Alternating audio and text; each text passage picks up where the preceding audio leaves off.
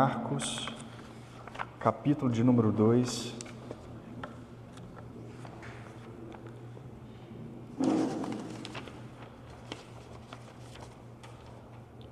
Amém?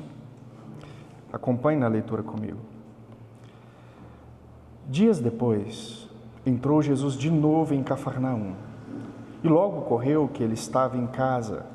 Muitos afluíram para ali, tantos que nem mesmo junto à porta eles achavam lugar, e anunciava-lhes a palavra. Alguns foram ter com ele, conduzindo um paralítico, levado por 4 homens. E não podendo aproximar-se dele por causa da multidão, descobriram o eirado no ponto correspondente ao que ele estava. E fazendo uma abertura, abaixaram o leito em que jazia o doente. Vendo-lhes a fé, Jesus disse ao paralítico: Filho, os teus pecados estão perdoados. Mas alguns dos escribas estavam assentados ali e arrazoavam em seu coração: Por que fala ele deste modo? Isso é blasfêmia. Quem pode perdoar pecados, senão um, que é Deus? E Jesus, percebendo logo por seu espírito que eles assim arrazoavam, disse-lhes: Por que arrazoais sobre estas coisas em vosso coração? Qual é mais fácil? Dizer ao paralítico: Estão perdoados os teus pecados? Ou dizer: Levanta-te, toma o teu leito e anda? Ora, para que saibais que o Filho do Homem tem sobre a terra autoridade para perdoar pecados, disse ao paralítico: Eu te mando, levanta-te, toma o teu leito e vai para a tua casa. Então, ele se levantou e no mesmo instante, tomando o leito, retirou-se à vista de todos, a ponto de se admirarem todos e darem glória a Deus, dizendo: Jamais vimos coisa assim. Só até aí. Feche os seus olhos mais uma vez. Eu gostaria que nessa oração você suplicasse ao Senhor para que Ele pudesse falar ao seu coração. Amém? Pai, em nome de Jesus, nós suplicamos ao Senhor, ó Deus, porque nós queremos ouvir a Tua voz. Meu Pai querido, este povo não quer ouvir a minha voz, não quer ouvir os meus conselhos, mas eles querem ouvir a Tua voz e os Teus conselhos, o Teu direcionamento. Portanto, em nome de Jesus, fala ao nosso coração, ó Deus. Alguns de nós estão com o coração apertado, esperando, ó Deus, uma resposta, em oração talvez, esperando um direcionamento da parte do Senhor para endireitar a vida, mas que nesse momento, ó Deus, na exposição da Tua Palavra, o Teu Espírito Santo possa agir neste momento, aconselhando, direcionando, guiando, em um nome de Jesus. Portanto, fale conosco nessa manhã, para a honra e glória do Teu nome, Senhor. Por amor a Ti mesmo, por amor ao Teu próprio nome, exalte-o neste momento entre nós, em nome de Jesus.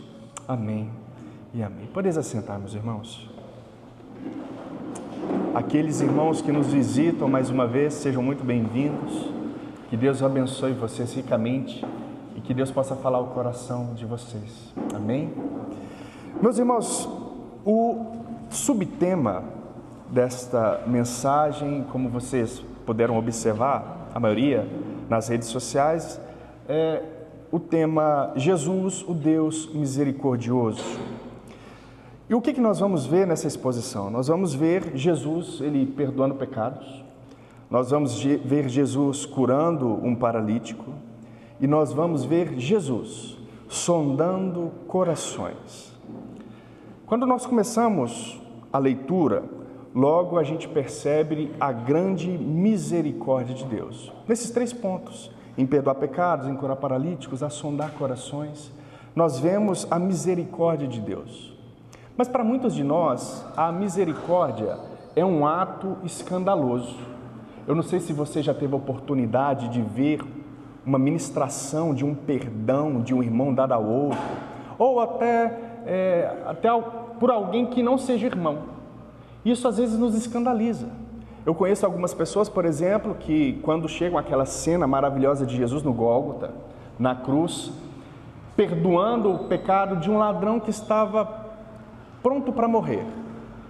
Algumas pessoas, ao ver essa cena, julgam dizendo: será que esse homem era realmente digno de ser perdoado por Jesus? Eu conheço algumas pessoas que interpretam assim: mas assim é muito fácil. Eu faço errado a minha vida inteira, no último minuto eu vou lá e me arrependo, olha só que coisa fácil. Para as pessoas que pensam assim, a vida de prazeres mundano é uma vida maravilhosa.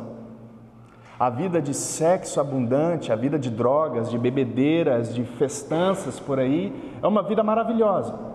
Para alguns, viver a vida até o seu final assim, mas no último segundo, como aquele ladrão na cruz, pedir perdão para Deus e ser perdoado é algo maravilhoso. Alguns até desejariam essa oportunidade. Viveriam de maneira conturbada, pecaminosa durante todo o período da vida, mas naquele último instante eles se arrependeriam de seus pecados e seriam salvos. O ideal da vida para essas pessoas seria esse estilo de vida. Mas para nós, obviamente que não. Nós sabemos que esse estilo de vida entristece o nosso Deus. O nosso Deus morreu para nos tirar desse lamaçal de pecado. O nosso Deus morreu para que nós pudéssemos ter vida e uma vida baseada em sua santidade. Mas o perdão, ele é escandaloso. Eu conheço algumas pessoas que perdoaram assassinos. Eu conheço pelo menos um testemunho de uma irmã, e esse testemunho foi dado na Igreja Batista Cristo Vive, lá em cima, em que ela teve o seu filho assassinado. Então o assassino foi preso, e eu me lembro do testemunho dela, que ela chegou para esse assassino dentro do presídio e disse para ele: eu te perdoo por ter matado meu filho. E aquilo para ela foi libertador, foi como tirasse um peso das costas. Mas você perdoaria, talvez, o assassino do seu filho? Por que o perdão, que a misericórdia de Deus, ela é escandalosa? É porque Deus, ele perdoa. Deus, em seu Filho, perdoa os mais terríveis assassinos. Deus perdoa os bandidos. E o perdão, a misericórdia, a graça de Deus, ela é escandalosa. Assim como esses escribas ficaram escandalizados ao ouvir Jesus dizendo: perdoados estão os seus pecados, nós vamos entrar mais no texto. Mas para eles gera escândalo, e o perdão, ele não poderia gerar escândalo em nossos corações? Perdoar uma traição para a sociedade é algo vergonhoso, mas para Deus é algo maravilhoso. Perdoar um erro de uma esposa ou de um esposo, para Deus é maravilhoso, porque aquele que perdoa está exercendo exatamente a misericórdia que Deus exerce. O perdão é escandaloso para muitos e ele é constrangedor, ele nos constrange. Algumas pessoas, elas se sentem tão constrangidas ao receber o perdão. Será que eu sou digno de ser perdoado? Alguns irmãos, eles se trancanfiam tanto em seus pecados que eles até acham que Deus não os perdoa mais. Será que Deus me perdoa? Eu cometi esse pecado de novo. Será que... E Satanás começa, a falar, a jogar seta. Não, Deus não pode te perdoar. Não, Deus não, dessa vez não. A misericórdia de Deus tem limite. Não, dessa vez Deus não pode te perdoar, não. Mas acontece aqui, como diz o nosso querido apóstolo, onde abundou o pecado, superabundou a graça de Deus. A misericórdia de Deus e sua graça, ela sempre superabunda diante dos nossos pecados. Isso mostra o poder e o valor da ação graciosa de Deus em relação ao pecado do homem. Bom, dada essa introdução, quando Marcos, ele dá início ao capítulo de número 2, ele vai dizer que dias depois, Jesus entra em Cafarnaum mais uma vez, ele sai de Cafarnaum por causa da multidão das pessoas que estão seguindo ele, e ele entra numa casa. Os teólogos acreditam que essa casa, por não ser identificada, que casa que é, eles acreditam que essa é a casa de Pedro, ou do próprio Cristo, ok? Então ele volta para Cafarnaum e entra dentro de uma casa. Então uma explicação possível é a casa de Pedro ou a casa de Jesus mesmo. Jesus está ali, escondido. Ele entra escondido em Cafarnaum mais uma vez. Só que ele não fica escondido por muito tempo. Logo, a notícia de que ele estava mais uma vez em Cafarnaum se espalha e, obviamente, as multidões, no verso de número 2, as multidões afluíram para ali. E essa multidão era uma multidão tão grande que o texto vai dizer que eles custavam a chegar perto da porta onde eles poderiam ver Jesus. Tamanho era a multidão que estava ali ao seu redor. Mas o texto vai dizer que, dada a multidão dessas pessoas, Jesus anunciava-lhes a palavra. E isso é importante. Porque Jesus, ele não tem que ser famoso. Muito pelo contrário, ele até se esconde da fama. Se Jesus quisesse toda a fama, todo o glamour na qual Satanás havia prometido para ele, quando ele fora tentado, ele entraria nessa cidade de uma maneira aberta, pomposa, né?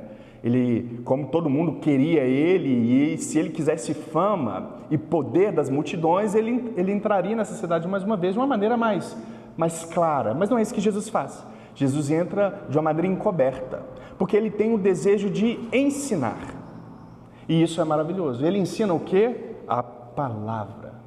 Por que ele ensina a palavra, meus irmãos? Porque é a palavra que liberta o seu povo de prisões não tangíveis.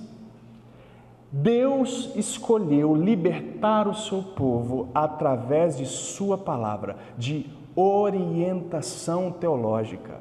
Jesus, como um bom mestre, ele está ensinando para o seu povo Bíblia. Exatamente isso. Jesus aproveita a oportunidade que a multidão o cerca e ensina a palavra de Deus. Ele não ensina psicologia quando a multidão está perto, ele não ensina conselhos para você ganhar mais dinheiro, perceba. Ele não está ensinando você a ser feliz tendo mais coisas, mais objetos materiais. Ele não está ensinando a você como abrir o seu negócio. Ele não olha para a pobreza daquela multidão e diz: eu tenho que arrumar a pobreza desse povo. Eu tenho que endireitar, instruir financeiramente, porque o problema desse povo é dinheiro, eles são pobres. Eles não estão sabendo investir. Parece que a Babilônia não ensinou eles a fazerem um bom comércio. Vou ensinar eles a prosperar. É isso que Jesus está dizendo? Não. Jesus aproveita que a multidão cerca e lhes ensina a palavra. Ele não é um coach da prosperidade, meus irmãos. Ele é aquele que ensina a palavra de Deus, ensina o seu povo o caminho correto até Deus o Pai. Ele é essa pessoa. Mas o texto no verso 3 narra um evento interessantíssimo. O texto vai dizer que alguns foram ter com ele conduzindo um paralítico, levado por 4 homens. E não podendo aproximar-se dele por causa da multidão, descobriram o eirado no ponto correspondente ao que Jesus estava e, fazendo uma abertura, baixaram o leito em que jazia o doente. Olha só que interessante. Um homem paralítico que tinha amigos verdadeiros. Esse homem, obviamente, por ter amigos, e esses amigos se preocuparem com ele, o pegam na sua cama. 4 amigos, o texto vai dizer. 4 homens pegaram esse paralítico e tentaram levar ele até Jesus. Amigos fantásticos. Mas o texto vai vai descrever complicações. O texto vai dizer: e não podendo aproximar-se dele por causa da multidão. Aqui nós vemos o primeiro impedimento para a cura deste homem. Esses 4 amigos, olha que intenção maravilhosa. Jesus está curando, libertando, ensinando. Nós temos um amigo. Que amigo é esse? Nós temos um amigo paralítico. Nós temos um amigo que não consegue andar com as próprias pernas. Mas vamos ajudá-lo. 4 amigos então se reúnem. Eu imagino eu numa maca, e cada amigo segurando um pedaço de pau de um lado e levando esse amigo até Jesus. Mas quando eles chegam perto de Jesus, eles veem o primeiro impedimento. Uma multidão está cercando a casa. Não dá para entrar, não dá para se aproximar de Jesus. O primeiro impedimento. Mas isso não os impossibilita de concluir a sua missão. E qual que é a missão? Salvar o seu amigo. Eles então não desistem. Eles percebem uma escada ou alguma elevação e logo eles têm a ideia, vamos subir então, por cima dessa casa. Aí nós vemos um esforço ainda maior, porque carregar um paralítico não é fácil, irmão. Subir ele por uma escada, e naquele tempo as escadas eram como não era como a gente vê hoje. As casas não tinham essa estrutura pronta assim. Agora nós temos que subir o nosso amigo até o terraço. Imagine você, 4 homens tentando sungar. Eu imagino que eles colocaram ele pelos ombros e um foi subindo, o outro já estava lá e carregava ele, puxou ele de alguma maneira até lá em cima. Mas como se não bastasse todos esses empecilhos, eles ainda teriam que cavar. Eles ainda teriam que fazer um buraco no terraço. Essa casa, o texto vai dizer, os teólogos vão dizer que possivelmente poderia ser a casa de Pedro. Você gosta da sua casa, meu irmão? Você gosta da sua casa? Agora imagine você, Jesus, dentro da sua casa, você todo alegre. Jesus, você está aqui e tal, de repente você começa a ouvir um barulho no teto, poeira descendo, né? Você fica, que isso? A gente começa a olhar para cima e você vê, começa a escutar arranhados ou alguma coisa do tipo. Quando você pensa que não, começa a se abrir um buraco. Imagine comigo, o teto da sua casa abrindo um buraco, a luz do sol entrando e você sem saber, só que você ama a sua casa. Que isso? Minha casa está sendo destruída, Jesus está aqui e está se abrindo um buraco. E o buraco começa a aumentar. Não é um buraco de uma goteira. O buraco começa a aumentar. João, como é que eram as casas? As casas eram feitas de barros e palha, meu irmão. Então era fácil. Se alguém pegasse alguma enxada, alguma coisa pontiaguda, conseguia cavar e abrir ali. Aí o teto começa a abrir. Para o dono da casa, isso aí é o que, meu irmão? Isso é a destruição do lar. Quem ama a casa, mais do que o amigo, mais do que o Cristo, entra em crise. Minha casa está sendo destruída. Olha que absurdo. Uma pessoa que eu nem conheço, nunca vi na vida, 4 pessoas estão cavando um buraco na minha casa. Que negócio é esse?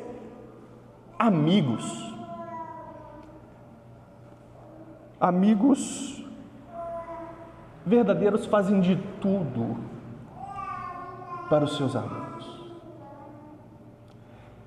Amigos de verdade, eles enfrentam desafios por você. Amigos de verdade amam a ponto de se sacrificarem. O que vão falar da gente? A gente está abrindo um teto. Não importa o que vão falar da gente. O que importa é a saúde do nosso amigo. E o mestre está ali embaixo, a gente tem que chegar até ele. Amigos. Então eles abrem o teto e eles arrumam alguma corda, alguma coisa e começam a descer o paralítico desse teto até embaixo. Eles fazem uma abertura e eles conseguem fazer o seu amigo descer até embaixo. A amizade do mundo, contextualizando, a amizade do mundo, eu já disse isso para vocês, é uma amizade sodomita. E o que é isso, João? A amizade sodomita é aquela que usa só para benefício próprio.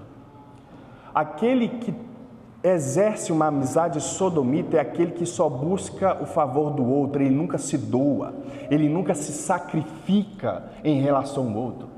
A amizade sodomita é aquela em que ele olha para você e quer os seus talentos, e quer os seus dons. É aquele que suga, é como se fosse um vampiro aí de Hollywood. Ele suga toda a vitamina do amigo para suprir os seus desejos e as suas carências. O amigo sodomita, ao contrário do amigo verdadeiro, que é aquele que se doa, aquele que se sacrifica, aquele que se esforça em benefício do outro, esse amigo sodomita é completamente o contrário. Esse é um amigo mundano, é aquele que quer a sua amizade só por causa daquilo que você tem. E no mundo comercial é exatamente isso que acontece. No mundo corporativo é exatamente isso. Eu vou fazer amizade com você porque você tem um bom layout, porque você tem expertise em vendas, então eu vou ser amigo de você para que você me ajude a vender mais. Isso é amizade sodomita. Essa não é a amizade cristã. Essa amizade sodomita, ela só engrandece o ego daquele que a pratica. O texto bíblico vai dizer que nos últimos dias os homens eles seriam amantes de si mesmo. Então a gente percebe o aumento dessas relações, mas essas relações elas não são sadias, porque elas movimentam o próprio ego daquele que se relaciona de maneira sodomita. Nós percebemos também uma falta de amizade no meio cristão enorme. Nós percebemos que existem muitos homens, muitas mulheres que se escondem atrás de si mesmos. Eles não conseguem se relacionar com as pessoas, eles têm medo. Mas isso é um problema muito sério, porque aquele que escolhe não ter amigos, eles insurgem contra a verdadeira sabedoria. O solitário, vai dizer Provérbios, capítulo de número 18, verso de número 1, o solitário busca o seu próprio interesse e insurge contra a verdadeira sabedoria.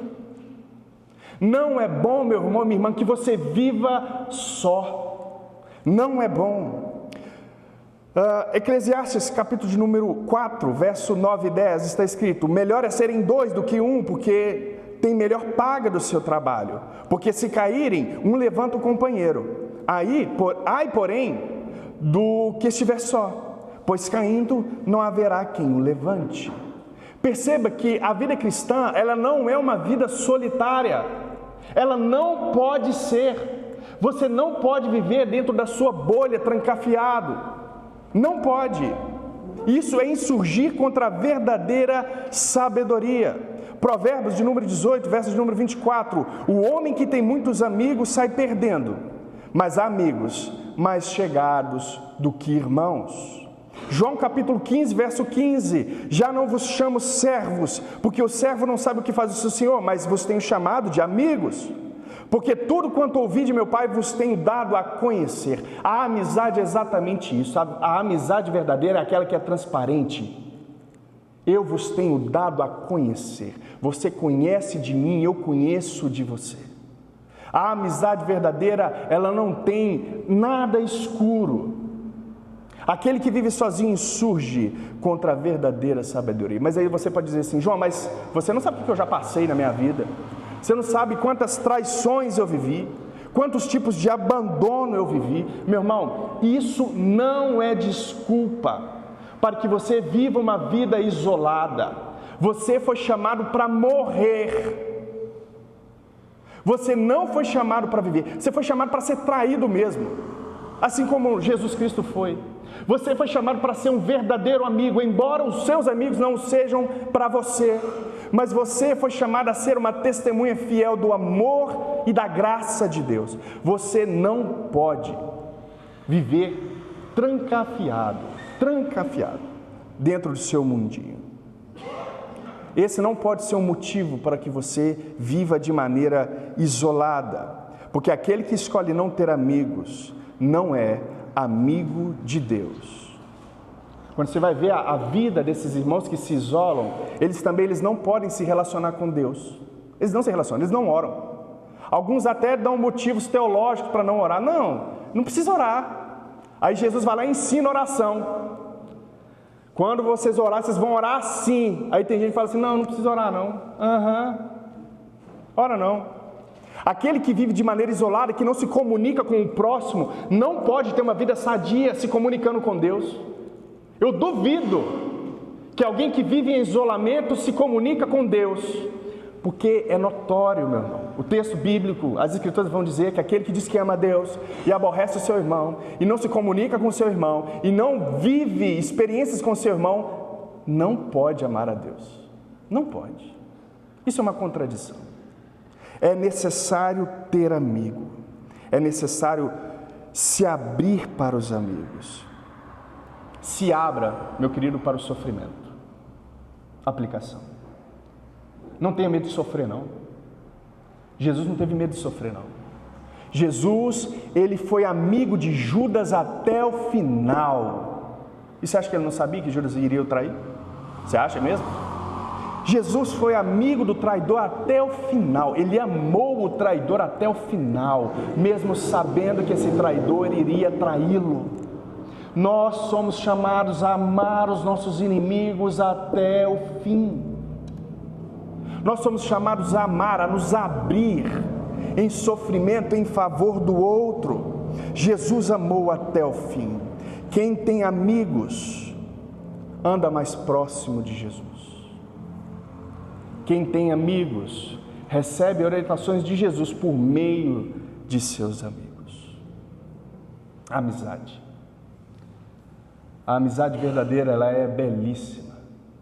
Em uma fase da minha vida, eu estava querendo, como eu já disse para os irmãos, eu tive muitos períodos de que eu queria morrer. Não teve um só. Teve uma vez que eu me separei de uma primeira namorada que eu tive e eu, mais uma vez, queria morrer. Sabe o que é isso, irmão? Isso é idolatria, tá? É porque a gente acha que se a gente perder o objeto de adoração, a gente perde a vida. Isso se aplica a tudo. Se você perder o seu pai e achar que você vai morrer, você é um idólatra da sua mãe e do seu pai. Se você perder um filho e achar que a sua vida acabou por causa da perca do filho, você é um idólatra. Se você perder a sua casa, o seu dinheiro, o seu negócio e achar que a sua vida acabou, você é um idólatra. Você tem que derrubar esse ídolo. Mas eu me lembro que aí, nessa minha confusão, nessa vontade de morrer que eu tive, eu fui na igreja. Aí eu fui na igreja e procurei o homem que eu me identificava mais, que era o Eusébio, que hoje é um dos meus sogros. Só que o Eusébio, ele não estava. É no plural mesmo, porque eu tenho dois. Depois eu explico isso. E eu procurei esse homem e ele não estava na igreja, não foi na escola dominical, era um domingo de manhã. E eu fui até o irmão dele. E eu comecei, o Flávio, eu comecei a falar e desabafar com ele. Aquele homem me amou de uma maneira. Ele me ligava o tempo inteiro. Ele me chamava para orar o tempo inteiro. Nós dois, eu me lembro que a gente subia no monte às 3 horas da manhã.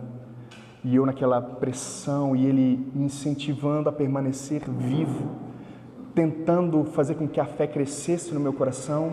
E ele às 3 horas da manhã me ligava, a gente marcava e a gente saía e ia para o monte. Mas o meu coração muito duro, às vezes ele me ligava querendo saber como eu estava e eu não atendia. Que homem chato, dizia eu no meu coração. Esse homem tentando me salvar. E eu, em muitos momentos em que na qual ele me ligava, eu desligava o telefone, eu rejeitava a ligação. Mas ele foi insistente para comigo. Ele foi usado por Deus para me salvar de mim mesmo, me salvar de toda a idolatria na qual eu estava vivendo. Glória a Deus pela vida dele. Deus o usou naquele momento para me salvar. Amigos, quem nos tem? Verso de número 5. Jesus, ele olha essa situação, o que está acontecendo. Então ele diz: vendo-lhes a fé deles, no plural, disse ao paralítico: filho, os teus pecados estão perdoados. Isso aqui também é maravilhoso, porque como está no plural aqui, Jesus não está vendo a fé do paralítico apenas. Jesus está vendo a fé dos amigos também. Vendo a fé deles, fazendo com que o paralítico descesse do teto. Jesus vê a fé dos amigos. Chega o paralítico. Aqui nós temos uma visão muito interessante. Porque o problema do paralítico para os amigos, obviamente, era a sua paralisia. Mas Jesus olha para aquele homem e identifica um problema ainda maior. E qual é? Pecado. Os amigos chegam para Jesus e dizem: olha, trouxemos um paralítico para você, Jesus, cure ele. Jesus olha para ele e diz: o problema dele, o problema maior dele não é a sua paralisia. O problema maior dele é o pecado. E havia algo interessante na cultura judaica, porque muitos acreditavam que para que curas fossem ministradas, acontecessem, deveria ter uma confissão de pecados. E esse também é um dos motivos na qual Jesus, antes de curar, perdoa o pecado. Vocês se lembram, o Adson disse aqui na semana passada a respeito da lepra. A lepra era uma maldição. E Deus dava lepra para as pessoas, muitas das vezes, por causa de seus pecados também. Então, circulava na cabeça judaica exatamente isso. Se está doente, é por causa de um pecado. Se nasceu com enfermidade, se nasceu com algum distúrbio biológico, é por causa de pecado. Quem pecou? O pai ou a mãe? Alguma coisa assim. Então isso criou no imaginário dos líderes, dos judeus, essa figura. Se está enfermo, se está doente, se está paralítico, é por causa de algum pecado. Então Jesus vê realmente um pecado, mas não por causa dessa compreensão judaica, mas porque ele sonda corações e esquadrinha pensamentos. Então o paralítico desce, Jesus olha para ele e diz: filho, perdoados estão os teus pecados. Jesus, ao contrário desses 4 amigos, é um amigo ainda superior. Louvado seja o Senhor por isso. Porque nós, por causa das nossas falhas, por causa da nossa visão míope, a gente não consegue ver aquilo que um amigo de verdade vê, que é a intenção, que é o coração. Jesus, ele é ainda mais amigo do que esses 4 amigos, porque Jesus é aquele que olha para a calamidade de seus amigos e se sacrifica por ele. Jesus é aquele que perdoa pecados. Jesus, obviamente, a gente sabe do restante da história, é aquele que morre por causa dos seus amigos. Ele mesmo vai dizer: ninguém tem amor maior do que este. Qual, Jesus?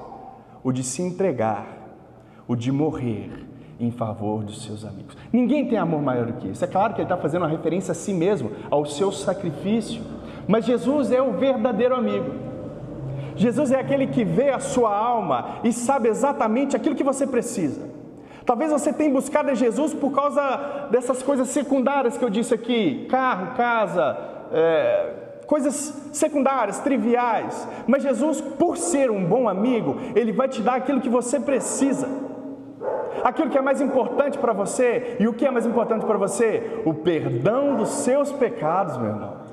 Isso é mais importante para você. Todas essas coisas passarão. O materialismo vai passar, isso será purificado, isso será restaurado, novos céus e nova terra. Isso aqui tudo vai ficar. Isso não é o mais importante. O verdadeiro amigo vai olhar para você e vai falar: o seu problema não é porque você está endividado, o seu problema é porque você está longe do Cristo. O seu problema não é porque o seu negócio está falindo, o seu problema não é porque a sua casa está ruindo. O seu problema maior é porque você está longe do verdadeiro amigo, Jesus, o Cristo. Ele é o verdadeiro amigo e nós não podemos estar longe dele. Não podemos estar. Jesus é aquele que sonda os nossos corações, esquadrinha os nossos pensamentos e sabe exatamente aquilo que a gente precisa. E na maioria das vezes, meus irmãos, olha para mim, na maioria das vezes a gente briga com Deus porque Ele não nos tem dado aquilo que a gente quer, mas Ele tem dado aquilo que é necessário. E aquilo que é necessário é de valor eterno, como foi cantado aqui. Valor eterno, perdão de pecados, isso vale muito mais. Mas no verso de número 6, alguns escribas estavam assentados ali e arrazoavam em seu coração: por que ele fala deste modo? Isso é blasfêmia. Quem pode perdoar pecados senão um que é Deus? Isso aqui é muito interessante, irmãos, muito interessante, porque Jesus ele começa a sondar os corações. Olha só, o texto vai dizer: mas alguns dos escribas estavam assentados ali e arrazoavam em seu coração. Não era algo público, ok? Eles estavam se indagando de maneira particular no pensamento, em seu coração. Mas Jesus, como é Deus, percebe muito bem isso, e então ele percebe esse arrazoado que eles estavam tendo no coração. E qual que era a dúvida desses homens? Qual que era o questionamento desses homens? Eles disseram: quem pode perdoar pecados, senão Deus? Como assim Jesus está perdoando pecados? Esse negócio é muito louco. E de fato, meus irmãos, eles têm razão. Só Deus pode perdoar pecados. Atenção para a cena, que é maravilhosa aqui. O paralítico desce. Só que o paralítico, ele não pecou contra Jesus. Às vezes você fala: não, João, a gente perdoa pecado. Quem peca com a gente perdoa. Mas esse paralítico não tinha um pecado contra Jesus. Como assim Jesus está perdoando pecados que ele cometeu contra outra pessoa? Que negócio é esse? É como se eu chegasse para o Valtim. É como se o Valtim tivesse pecado contra o Tony. Aí eu chegasse para o Valtim e falasse: Valtim, eu te perdoo do pecado. Aí o Tony fala assim: como assim, João? Ele pecou foi contra mim, não foi contra você não. Como assim você está perdoando pecado? Esse negócio não existe.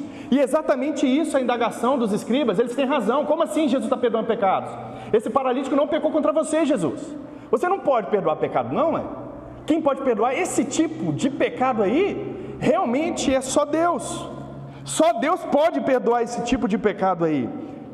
Só que Jesus, meu irmão, Ele é Deus. Exatamente, está certinho.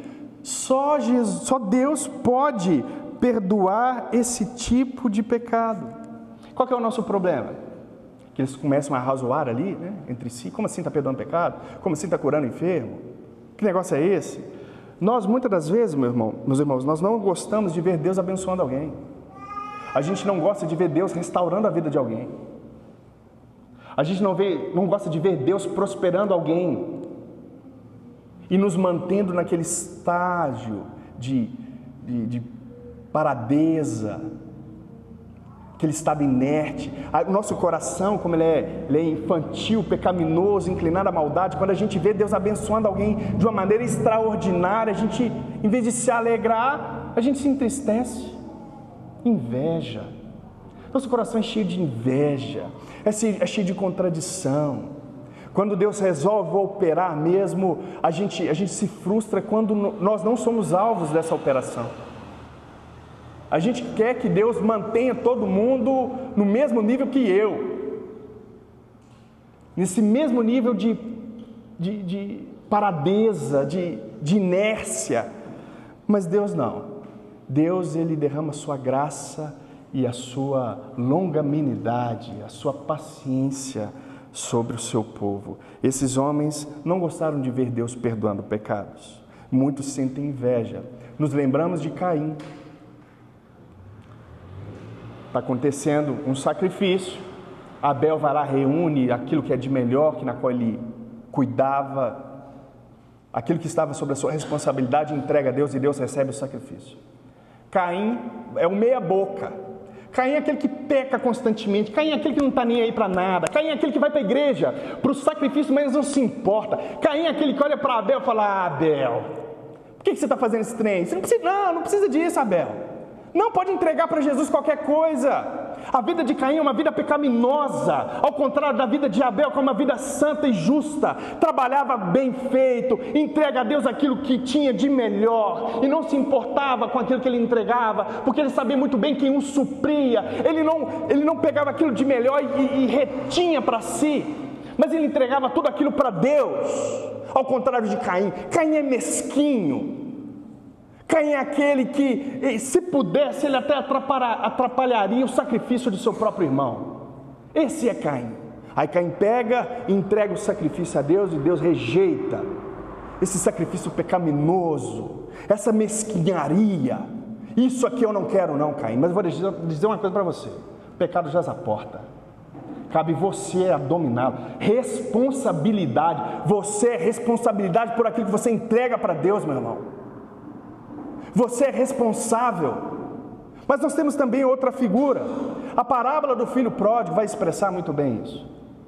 Quando o irmão mais novo volta, o que o irmão mais velho faz? Se enche de amargura. Por que o Senhor está trazendo de volta esse rapaz aí? Por que o Senhor está repartindo os bens de novo, dando anel para ele? A minha parte eu já perdi uma vez, agora eu vou ter que dividir a minha parte de novo. Mesquinharia. A gente não quer ver o sucesso do outro, a gente não quer ver Deus dando benfeitorias para o outro, restaurando o outro. Essa imagem desse irmão pecaminoso, essa imagem desse irmão de Caim, a imagem do irmão Caim e desse irmão mais velho, ela é terrível. Você tem que ser amigo do seu irmão, você tem que se sacrificar pelo seu irmão, você tem que entregar a sua vida para o seu irmão. É isso que você tem que fazer. Tem irmão que torce pela desgraça do outro, pela pobreza, pelo fracasso, pela queda. Esse irmão se encarna o próprio Satanás, ele é o diabo.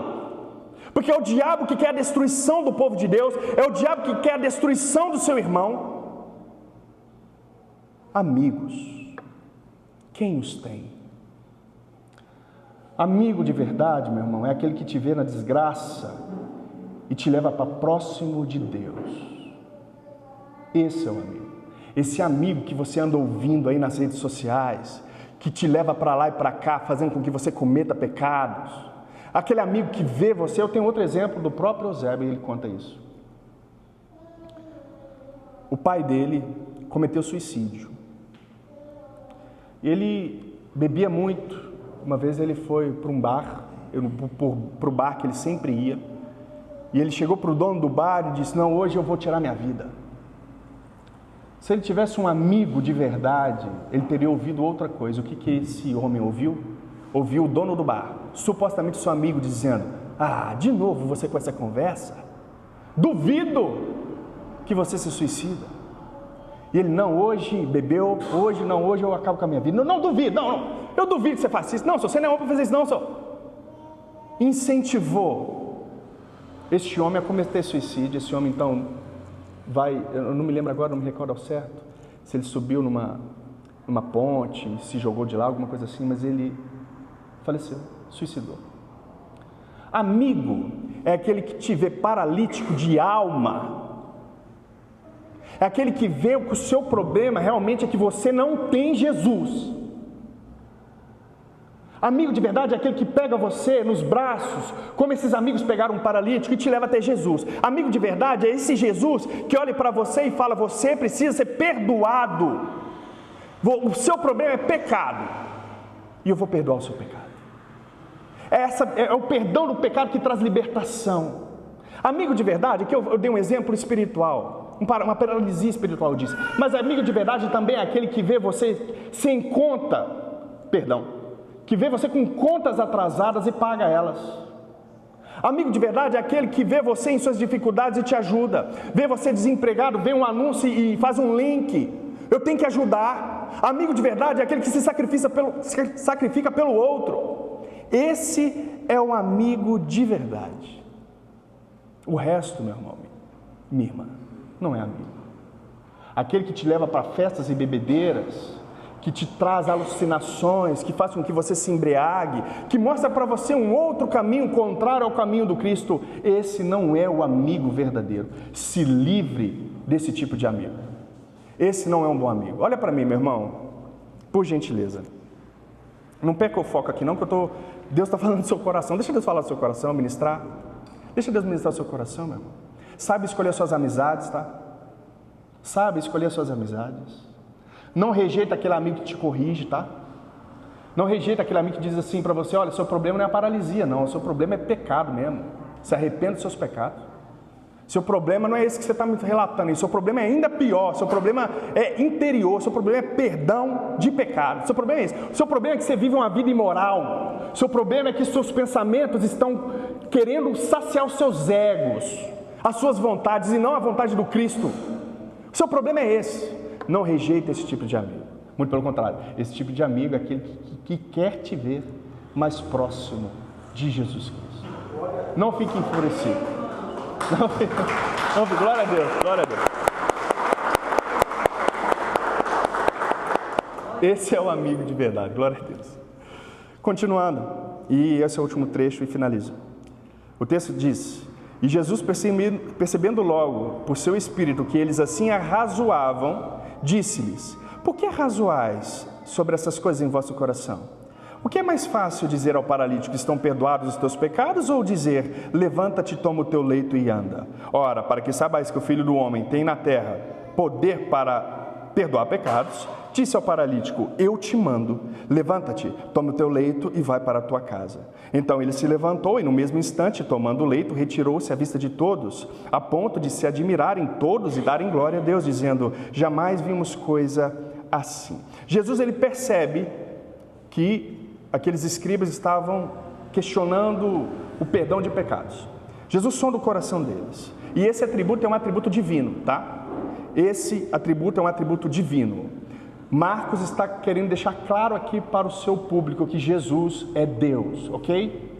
Quem sonda corações e esquadrinha pensamentos é só Deus. O conceito teológico que nós usamos aqui é o conceito de passivo divino.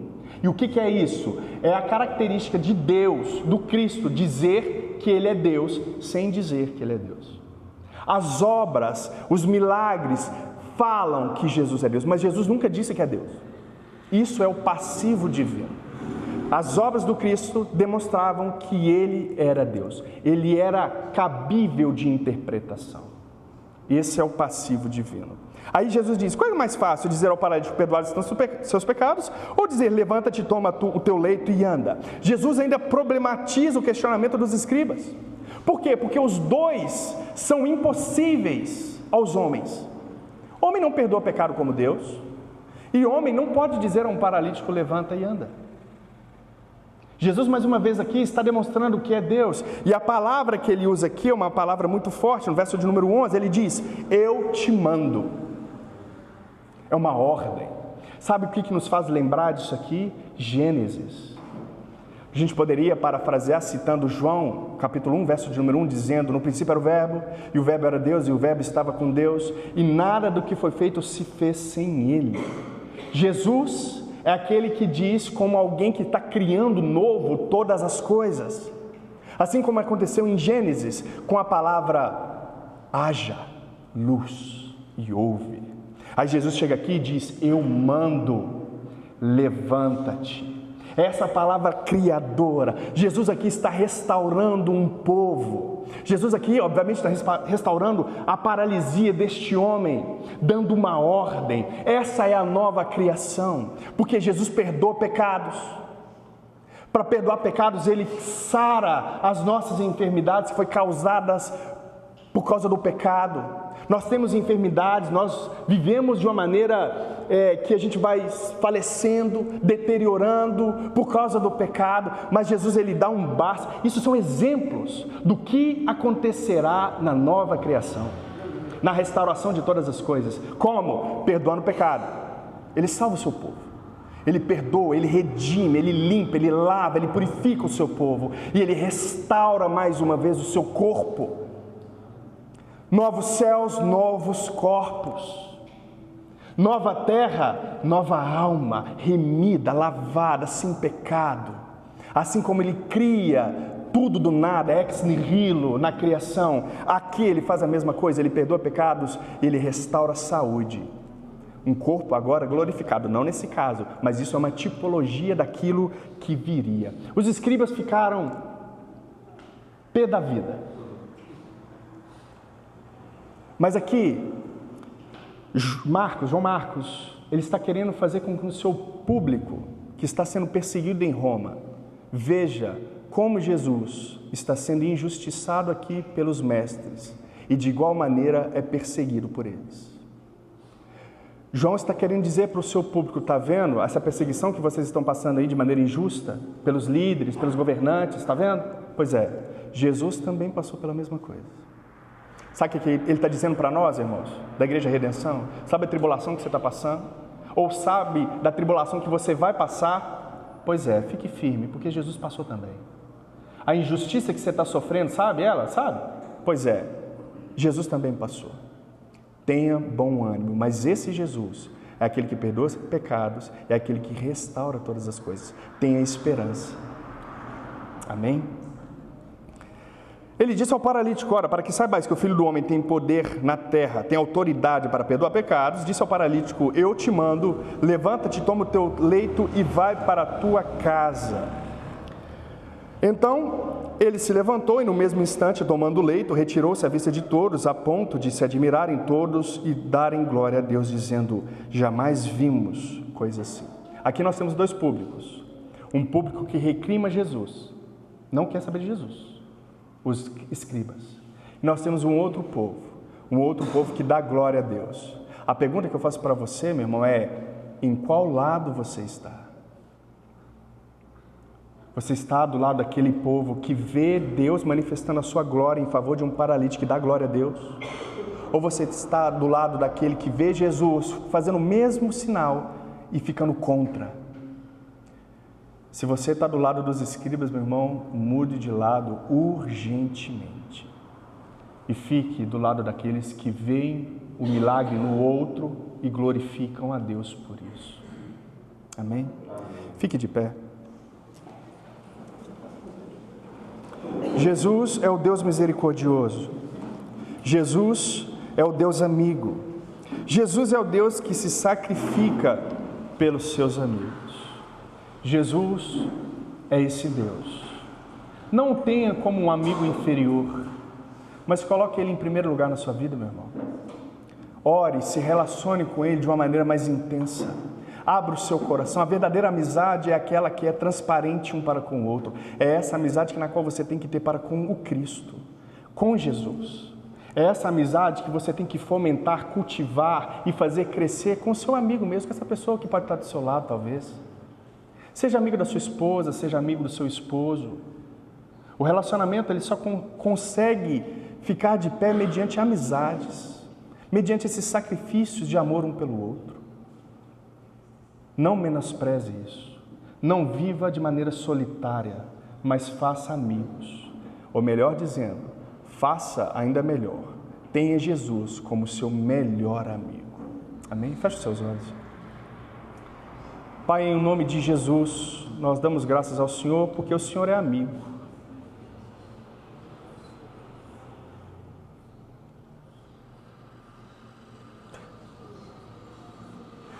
O Senhor vê o seu povo em desgraça e vai lá ajudar. O Senhor é amigo, o Senhor é aquele que se sacrifica, o Senhor é aquele que impede a morte de agir. O Senhor é aquele que aconselha, o Senhor é aquele que abraça, o Senhor é aquele que está presente em todos os momentos, o Senhor é aquele que salva, o Senhor é aquele que cura dores da alma, o Senhor é aquele que trata traumas da infância, o Senhor é aquele que... O Senhor é o médico dos médicos, é o Senhor dos senhores, o Senhor é o verdadeiro amigo. Seja o nosso amigo, ó Deus. Por mais que a gente desligue o telefone da sua cara, por mais que a gente não deseje orar, por mais que a gente ache que não importa, que não tem valor, tem misericórdia de nós, Senhor. Não desista de nós, não desista. Faça com que a Tua graça, Deus, superabunde diante dos nossos pecados. Não desista do Teu povo, Senhor. Como ovelhas que se desgarraram, venha ao nosso encontro, Senhor, mais uma vez. E derrama a Tua graça, o Teu amor, a Tua misericórdia sobre nós, em nome de Jesus. Não nos deixe viver de maneira isolada, mas, ó Deus, construa em nosso coração uma relação sacrificial, mediante um amor ágape, um amor que se sacrifica, que se entrega. Nos ajude, ó Deus, em nome de Jesus, a ser seus amigos. Porque nós sabemos que Tu és o nosso amigo, o nosso verdadeiro amigo. Incline o nosso coração mais, ó Deus, na relação com o Senhor. Nos ajude, ó Deus, a cultivar momentos de oração diários, de entrega ao Senhor. Nós queremos falar das nossas dores, das nossas angústias ao Senhor. E muitos de nós têm uma trava no coração, tem uma trava na língua, mas nos ajude, ó Deus, em nome de Jesus.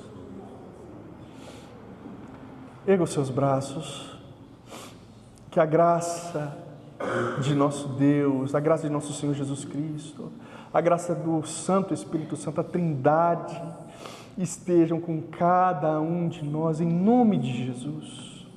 Amém. Meus irmãos, só um aviso.